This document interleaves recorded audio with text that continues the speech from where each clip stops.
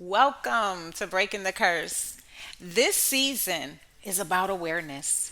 The moment you realize that healing is no longer optional. We'll talk about generational cycles, boundaries, spirituality beyond religion, and the discipline it takes to choose yourself daily. This is where the work begins. Before we begin, take a breath. Not the shallow one you use to survive, the deep one that reminds your body you are still here.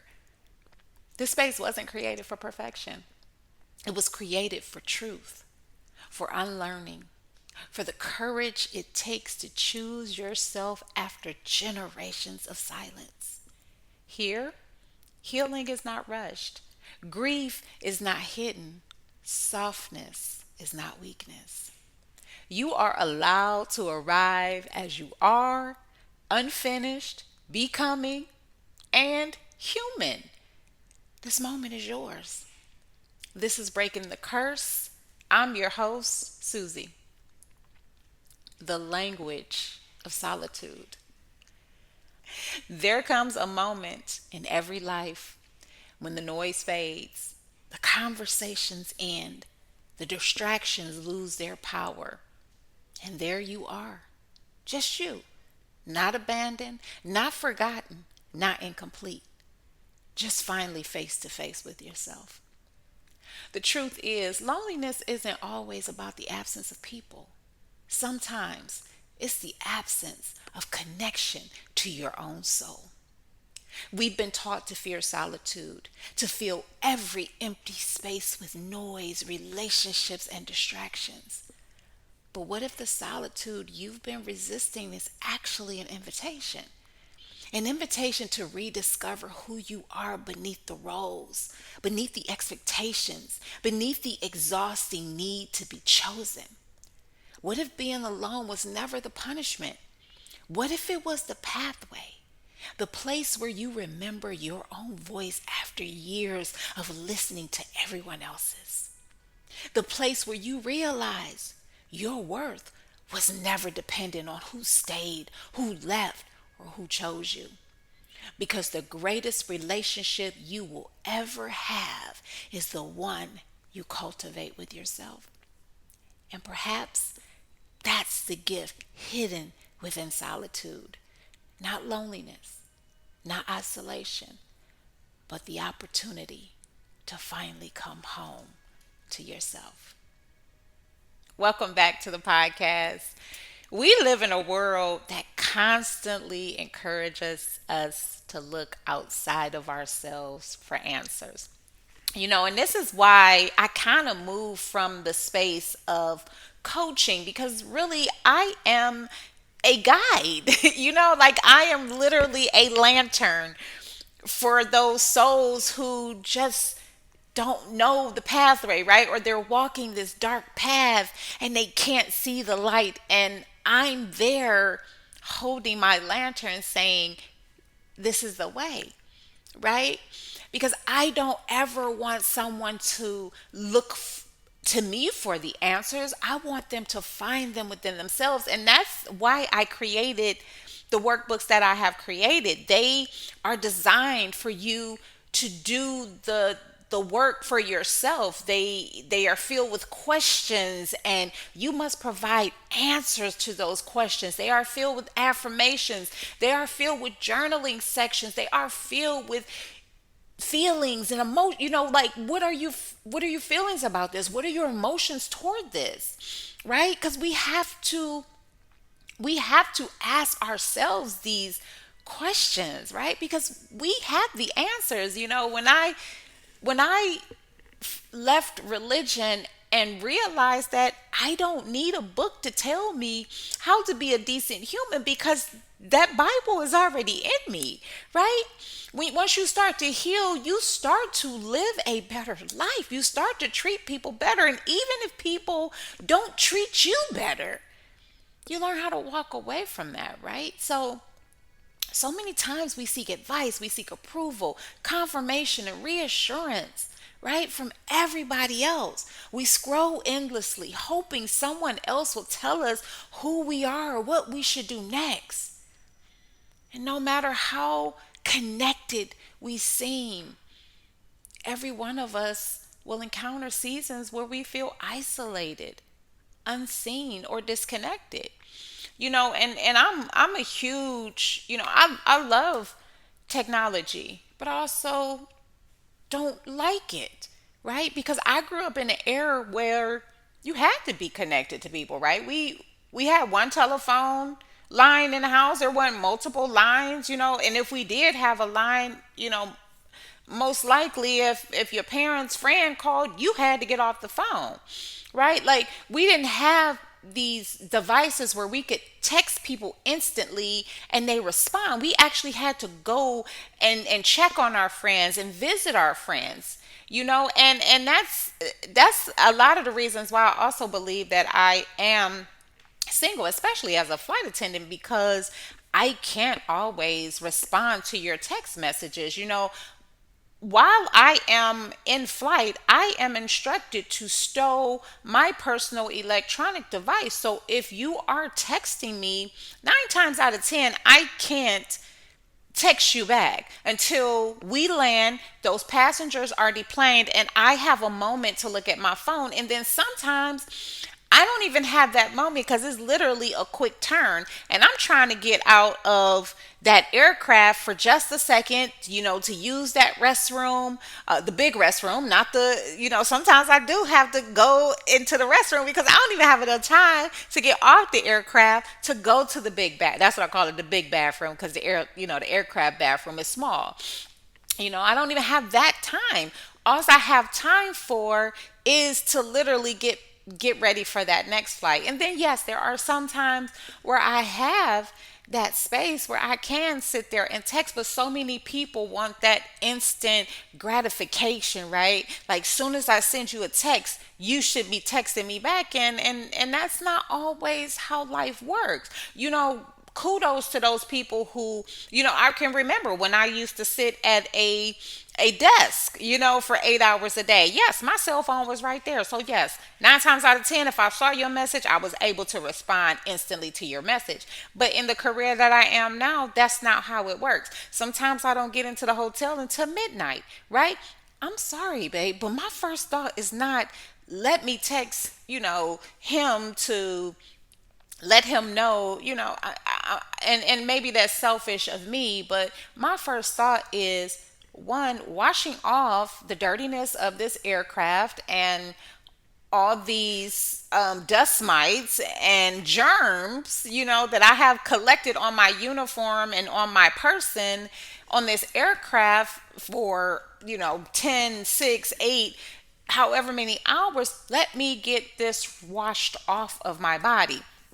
And I have so many more things to do. I have to plug up my devices. I have to get, my toiletry bag out and put all my stuff up and wash, use the makeup wipe to wipe my face of my makeup, free my face of my makeup. Then I get in the shower. I have to wash my body. I have to wash my face. I have to wash my stockings out. Like, there's so many things that I have to do. And then by that time, I'm only thinking about bed. Now, maybe that is because I have been single for so long that I have that luxury of not, but best believe I will, respond to you in the morning, And so that's kind of why I stopped even doing like online dating, because even online and you sending messages, people expect you to, just constantly be online. And I'm sorry, that's not my life, and a lot of people just don't understand that.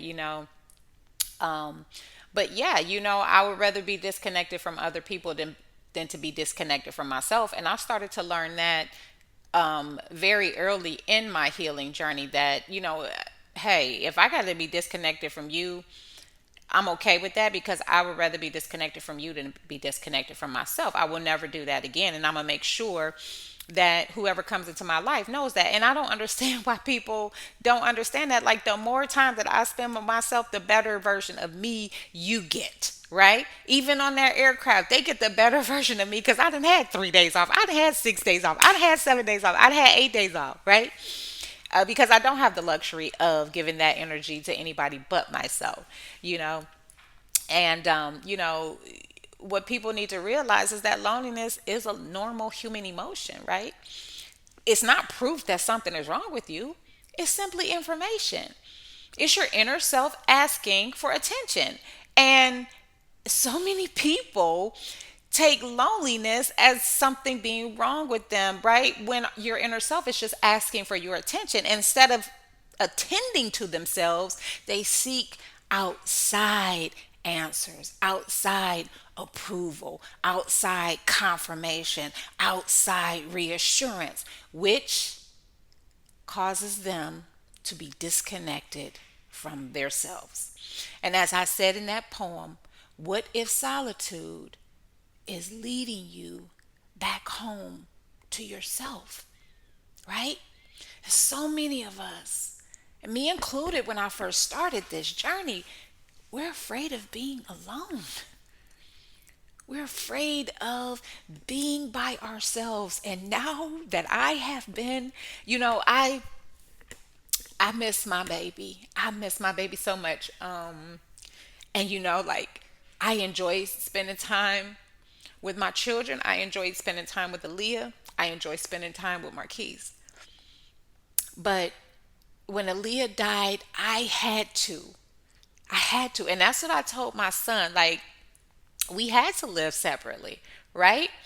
Because I wanted him to not only know what it's like to live by himself, I, being without a minor child and having been married for 20 years and having children, I needed to know what it was like to be a single woman with no responsibility, because my son is grown. He's not my responsibility, although I don't mind sending him things when I can. I don't mind providing for him when I can, but he provides for himself so well. And I'm so proud of him because he is a man. And this is what I've always wanted to teach my son is, yes, to be stand on your own 2 feet. Don't ever bring a woman into your space and you ain't already got your own. You know what I'm saying? And he doing it like he don't. I call, you okay? He okay. I probably could call and ask him for some money if I needed some money, but I don't. You know what I'm saying? But whenever I have it to send to him to spare, I do. And that brings joy to my heart. Um, and one of the greatest misconceptions we carry is that being alone automatically means being lonely, and it doesn't, right? Like, I really enjoy being by myself. And even okay, so I'm gonna tell y'all this story. I'm not gonna go into too much detail, right? But being a flight attendant, I get a lot of people, a lot of men that will flirt and things of that nature, right? So, and even like pilots, and I always say that I wouldn't date a pilot, right? But I have kind of changed my stance on that, right? Like, no, I don't want to date a pilot that I work with, right? And me saying that, when I first started, you rarely ever work with the same pilots all the time. Like, you might work with a pilot and never see him again. There are so many pilots that I have worked with, you know, that I have thought were attractive, or that I thought we vibe with, that I vibe with or whatever. So there's this one, and I don't know what it was. It was like we didn't even really work together, you know, for a long. We did like 2 legs together, and I remember him, and he remembered me. You know what I'm saying? So I was like, possibly, right? And then I kind of like reached out to him, and he told me he had a girlfriend. So no, that's a no no, right? Okay, I'm over that, right? So, but I have these moments where I'm like, okay, well, I'm ready to entertain. And then guess what happens? He got a girlfriend. Okay, you ain't got to tell me no more. That's the end of that. You know what I'm saying? Because I'm not gonna be. I've experienced firsthand what it's like to have someone be unfaithful in the relationship, and I wouldn't do that. I wouldn't do that to another woman. I wouldn't do that to myself, right? Because how you got them is how you gonna lose them, right? So yeah, so even when I have that, I think I think I am ready to, and of course it's got to be friendship first, because I'm not doing the whole, I want to get to know you first, and I'm okay with going slow, but yeah, that's one of the greatest misconceptions, is that being alone automatically means being lonely. And I actually have a really good time with myself. Not saying that I wouldn't have a good time with other people too, but I always have a good time with myself. Um, but they're not the same thing, right? Being alone is a circumstance. Loneliness is an emotional experience, right? That's something that you feel within. Like, I'm lonely, right? You can be surrounded by people and still feel lonely. You can also spend time with yourself and feel completely at peace. And this is me. This is me. And it's like, so like for instance, with that situation that I just told y'all with, I'm not going to entertain nobody, because you know what? That would be interrupting my peace. If you're not single and I can't come over your house, you can't come over my house, we can't spend time together, I don't want that in my life, right? Because not saying that, because yes, people will sometimes interrupt your peace. And I'm not willing to give up that peace for anything. If you're not coming in your own peaceful state, because you also learn the value of spending time by yourself and not constantly needed to be in a relationship or being surrounded by people, then you're welcome into my life, right?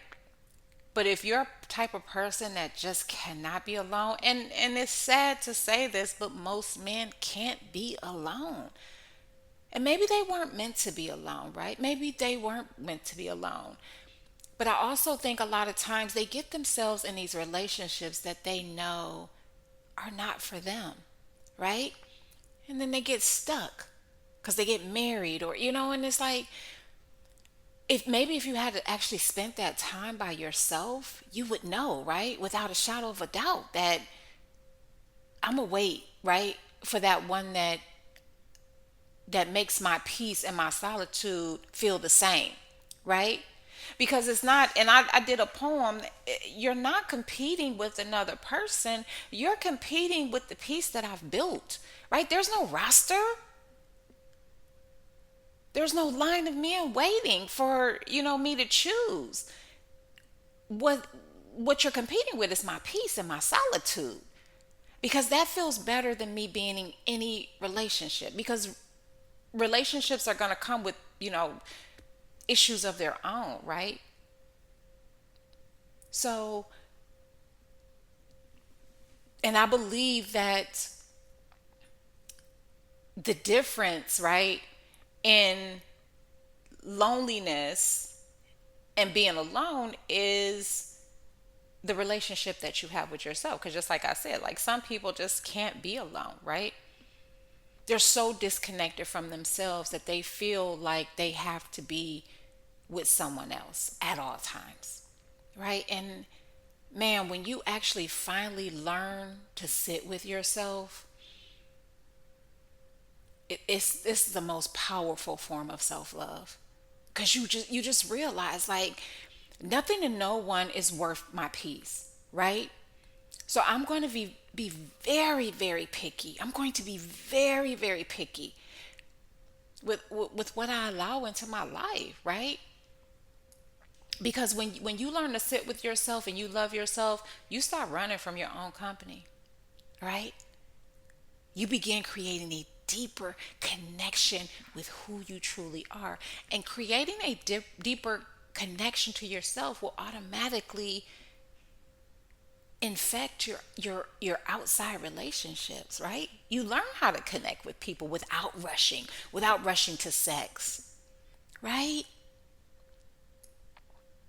And one way to stop running from your own company and learning to sit with yourself is learning something new. Because when we challenge ourselves to grow, we create purpose. And I've said this before, y'all know I'm highly into creative therapy, right? So sit down and paint. Write. I love to write. I'm actually learning French again. I got Babbel and I got Duolingo. And like today, I was like, when I had nothing to do, I was like, I want to be on Babbel again because I was having the most difficult time with hours and time. So I want to deepen my language, right? Try dancing. I've done that too. I want to get back into tap dancing. Like I got so many things that I want to get back into, but right now I'm trying to learn the language because I want to be a mainline flight attendant and I want to do international trips, mainly Paris trips. So I'm learning French. I'm learning my French again and you know challenging myself like now I can literally look at the words and be like transform the sentence and then pick out the word. So, I'm learning. Your girl is learning. Gardening, I love gardening. I just don't live in a place now where I can garden, but gardening is very therapeutic. And when you plant seeds, not starter, not getting a starter plant or starter herbs or whatever, when you plant seeds and see your seeds growing, oh my goodness, that feeling, man, man, man, man. Or exploring a creative passion, right? What are you passionate about? Like, I love talking. I do. I love talking, but I also love my solitude, right? But because I love talking, because I love teaching, because I am a guide and I want people to get this healing thing, I do this, right? I do this. I write, right? These are my passions. I love this shit, right? And growth reminds us that life is still unfolding. I'm 51 years old and life is still unfolding for me. And that's what I wanted to experience, right? Because no, Aaliyah's no longer here with me, and I need to know what this part of my life looks like. And I'm still growing. That's why I really enjoy being a flight attendant because it really is a great life experience, right? And I'm so thankful that I went through all the things that I went through, even though I couldn't be appreciative of them while going through them. I'm so grateful for all the things that I went through because it allows me to be patient. It allows me to not get upset when I get to the gate and my boarding pass doesn't work because somebody in crew services changed my schedule and removed me from my deadhead, a deadhead that I needed. All I could do was get on the aircraft, and it was the last seat on the airplane. Like, well, I had to roll to myself, but it was in the back, no reclining, no window. All I could do is laugh because why am I gonna get upset, right? Why am I gonna get upset? Hey, this is a part of being a flight attendant, right? And if you're gonna get upset at every little thing, then maybe this is not the career for you, right? And new skills build confidence. And confidence not only help us feel connected to ourselves, but it helps us to feel connected to the world around us. That's why I be telling people all the time, when you love yourself, you have no reason to hate another person for the color of their skin or how beautiful, how pretty much prettier they are than you. You learn how you can really give somebody else a compliment. Like, girl, you are so beautiful. You are gorgeous. I love that outfit on you. I love those shoes. Your hair is, like, you can do this. You won't hate somebody else. You won't have time to be conspiring to kill somebody because you love yourself too much to even think about that. But there are so many people who hate themselves in this world and they think the only way, I don't know.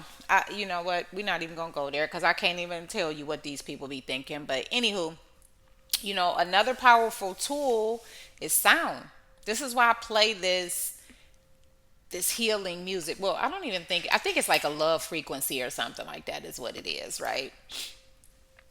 But music has a way of filling spaces that words cannot reach. A favorite song can soothe anxiety, lift your mood, and remind you that emotions are temporary visitors. And sometimes healing looks like sitting quietly with a cup of tea and a playlist that understands you. Like, so when I listen to different things, right? Sometimes when I'm starting my shift, I will listen to rock. I listen to rap like the most. I listen to what is my favorite one? Like That or She Will by Lil Wayne. Um, the other day I was listening to Tim's. Sometimes I'll listen to gospel. I say Christian. Christian. It just depends, right? But sometimes a playlist can understand you more than anybody else, right? And you can create that. I have all kind of different playlists. I got a loving playlist where there's nothing but, you know, music about love. You know, I got all kind of playlists. I got the goddess playlist because sometimes I just need, sometimes I need to hear, "Good morning, Your Highness." You know what I'm saying? Like, cause maybe that day I'm not feeling like a bad bitch. So I need to be reminded. I need Queen Hervey to remind me that I am a bad bitch, right? That I am that bitch. So, it's also important to focus on the relationships you already have, right? The people that we have in our lives are a gift. And if and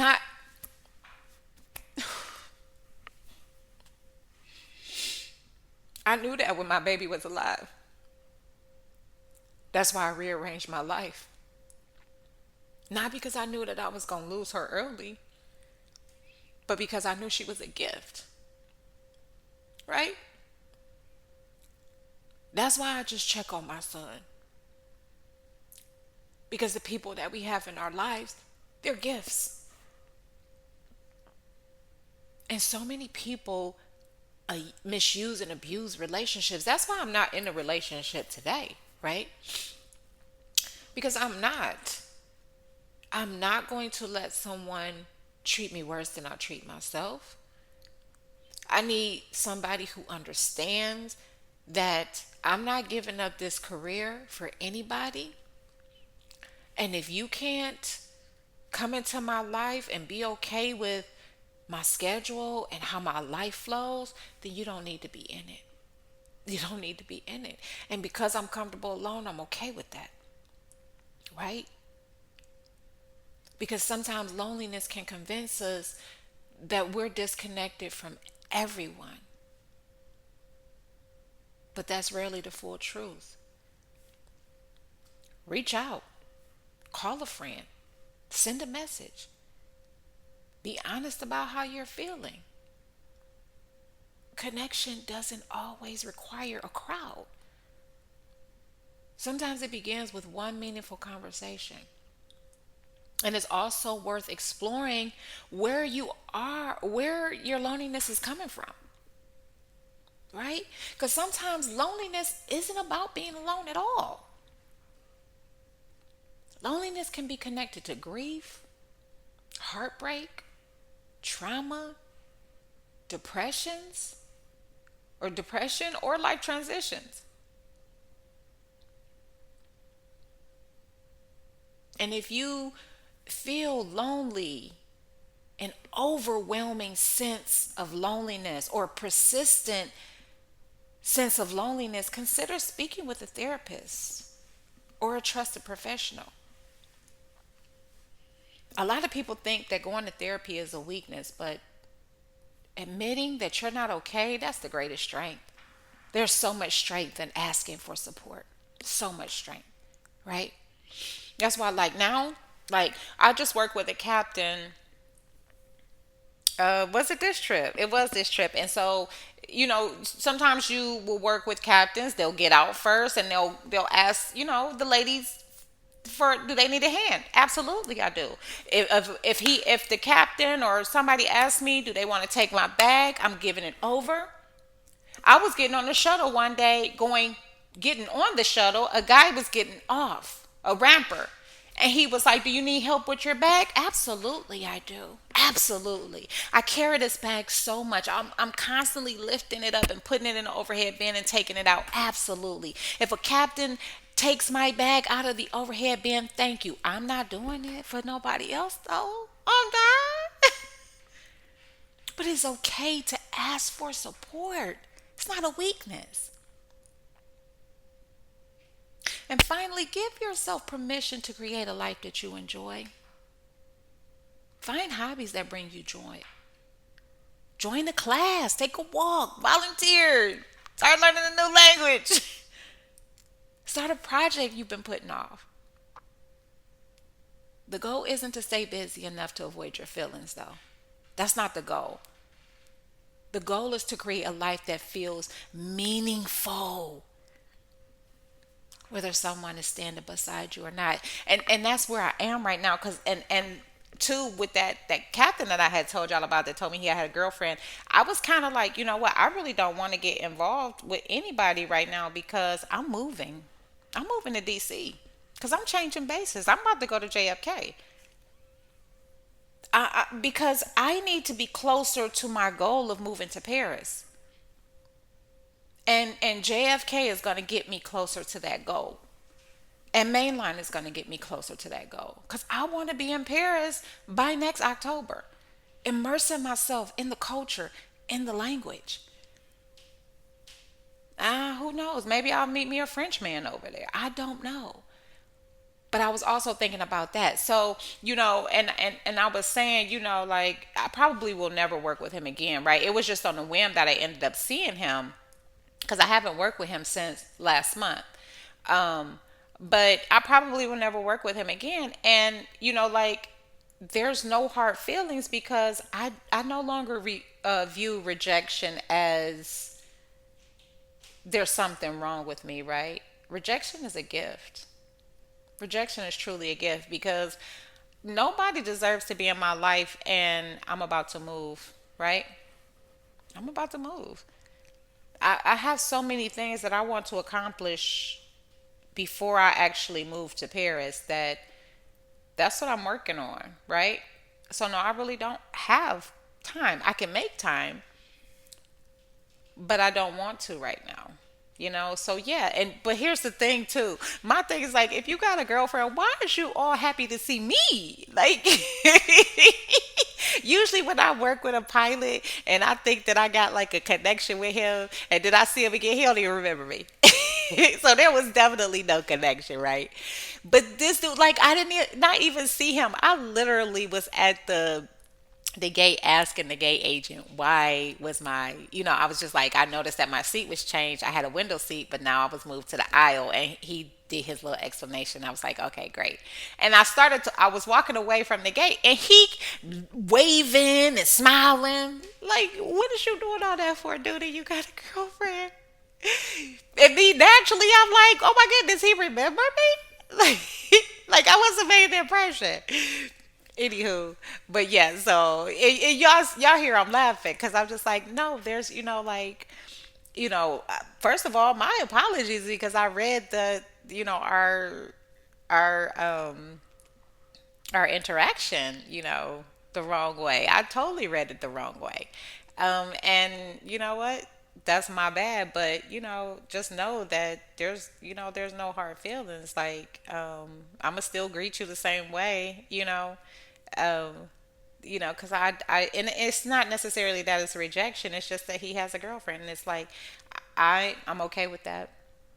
I'm absolutely okay with that because you know what? That's just a reminder that, girl, you got too much stuff anyway that you trying to focus on, right? And not saying that I can't focus on that and have, somebody else, but that's just confirmation from the universe that no, that's not the one, right? So keep moving, keep focusing on you and keep doing what you want to do and eventually it will come, right? Because and maybe that was the universe saying that even though you don't think people remember you, they do, right? And there's going to be that one, whether it's a pilot, whether it's a passenger, that remembers you, right? So don't ever settle. Don't ever settle, and don't ever think that rejection is about you. Rejection is a gift, it's redirection, right? It's the greatest gift. It has been the greatest gift of my life. And before this healing journey, I used to despise rejection, but it really is the greatest gift that anybody could ever grant you. Um, but yeah, create. The goal should always be to create a life that feels meaningful, whether someone is standing beside you or not, because the healthiest relationships are often built by people who first learn how to enjoy their own company. The power of sitting with yourself is realizing that your presence is enough. You are the present, you are the gift.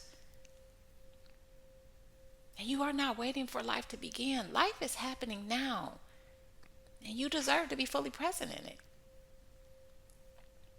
And sometimes the answers we seek are often found in the quiet moments we spend with ourselves. And I have learned that whenever life feels uncertain, the most powerful thing I can do is pause and go within.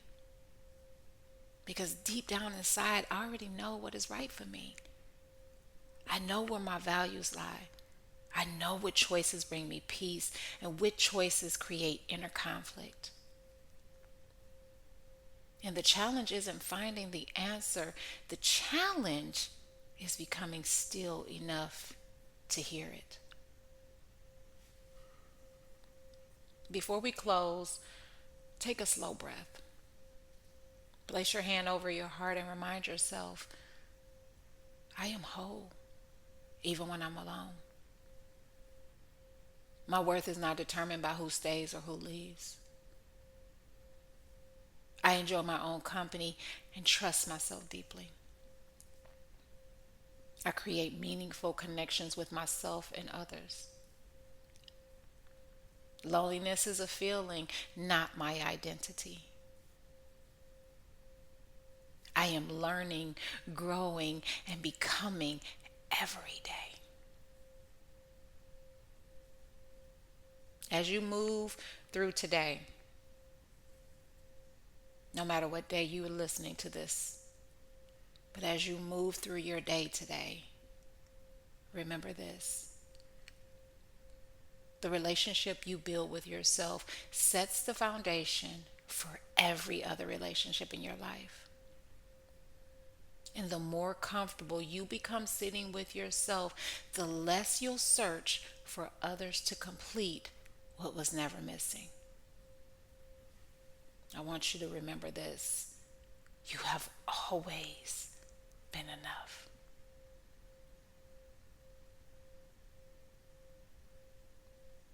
Now, I want you to spend the next few days reflecting on this question.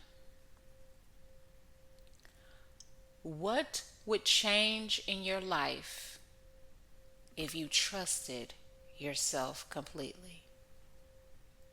Not your fears, not your wounds, not your conditioning, but if you trusted the deepest, wisest part of yourself.